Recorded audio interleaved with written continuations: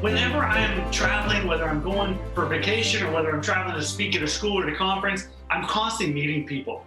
And there's always this curiosity of, well, when I meet someone, what should I talk to them about? So if you got a piece of paper nearby, just be the back of an envelope. It could be, I mean, you might be able to text it just there. Just don't use the chat room for this because they clog it up.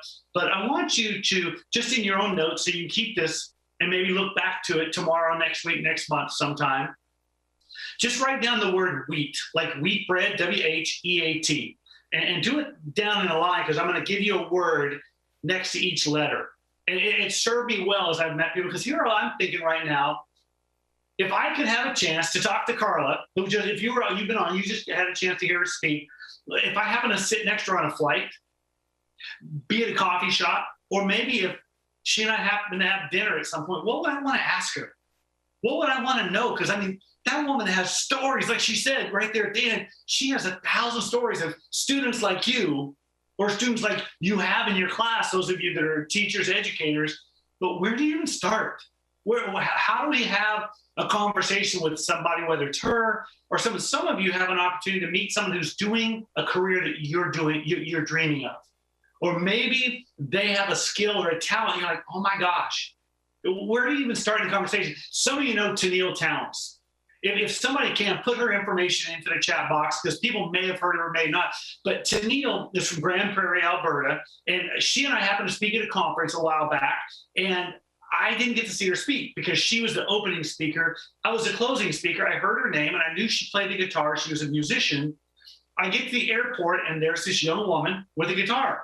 I kind of walked over and said, hey, is there any chance that you're Tennille? She goes, I am. Who are you? And I said, Phil Boyte. She goes, oh, you were the closing speaker. I said, do you mind if I sit down?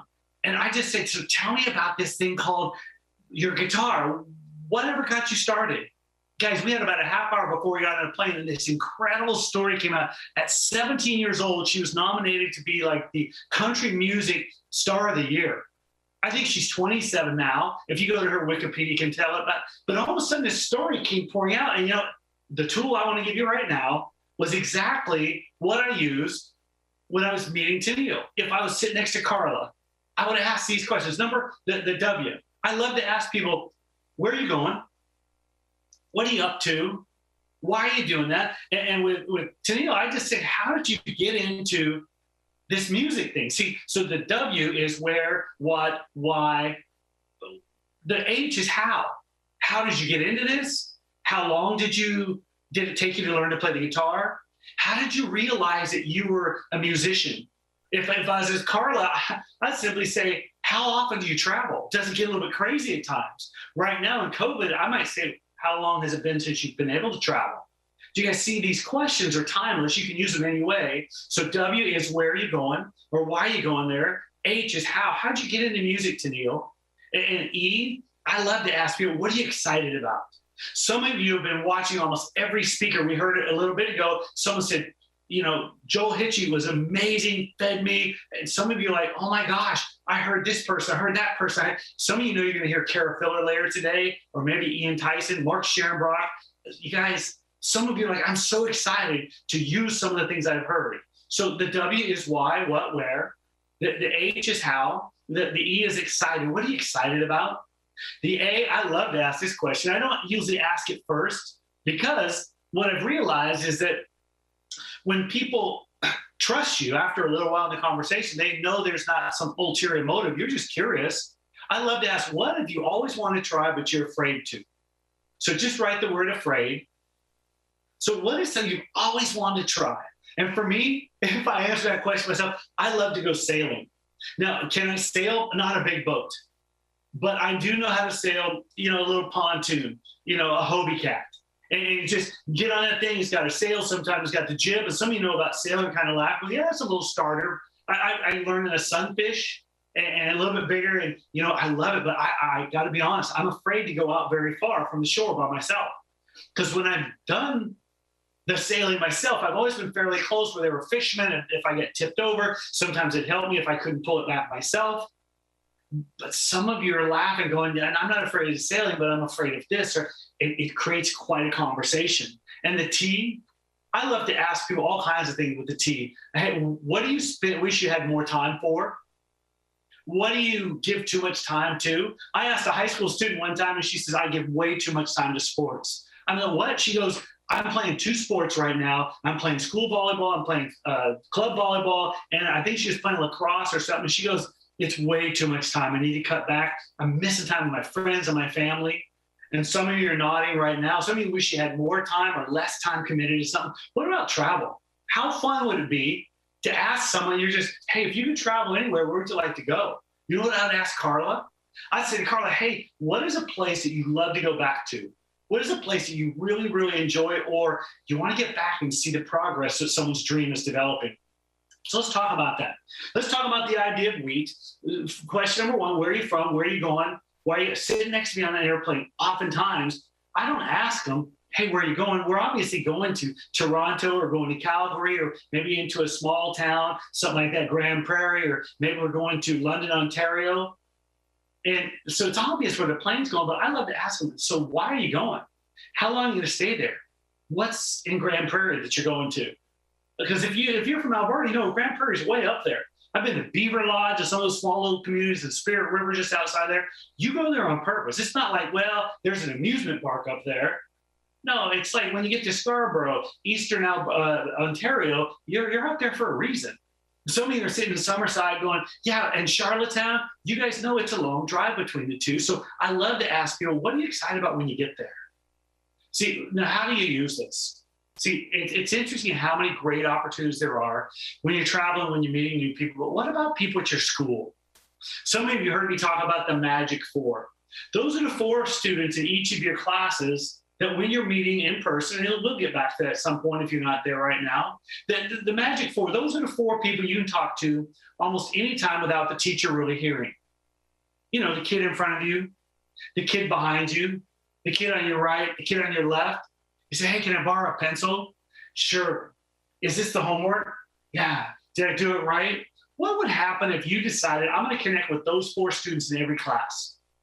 Because here's the deal, as leaders, like Ash was talking to us about Relay for Life, we want to include other people in the opportunities for impact. That's what's fun about Stu inviting the 40 of us to speak, is it's not Stu and Ian and Andy, a couple of his closest friends doing this entire conference. They brought 40 of us together to share the impact. Well, I think that's the point. Maybe you guys are going to do a bike-a-thon at your school, and all of a sudden Mr. Dixon says, hey, who do you know that you guys could bring on board and get involved? Maybe Mr. Young and Mr. Dixon are like, hey, what if we did this? We got our 2 schools to work together. We could increase the impact. Well, what do? They reach out for people they know. We'll start with this. Think about what if you could expand your impact by connecting with those 4 students in every class. And maybe 3 weeks from now, 6 months from now, you guys are going to do a Relay for Life. Or you guys are going to do a fundraiser, send some funds to another country, another little neighborhood.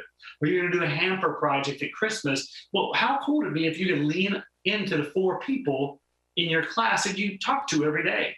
Hey, that's a great shirt. Where'd you get that? Oh my gosh, I saw a sticker on your backpack. Have you ever been to Thailand? Yeah, that's where my mom's from. No way. What's it like there? Do you like the food? And all of a sudden this conversation started just because you paid attention. I had one young lady tell me, she goes, I just asked those 4 people when I meet them, when's your birthday? Oh yeah, mine's in February, yours is April, cool. So I write it down. And when I can, I try to remember to say happy birthday to them.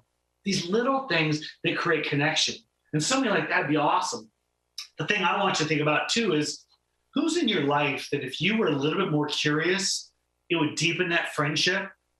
It's as simple as this. It's just a baseball. When my dad and my mom were moving out of their home into an apartment complex, the home that raised us in, Dad was going through some things. He just tossed me this ball.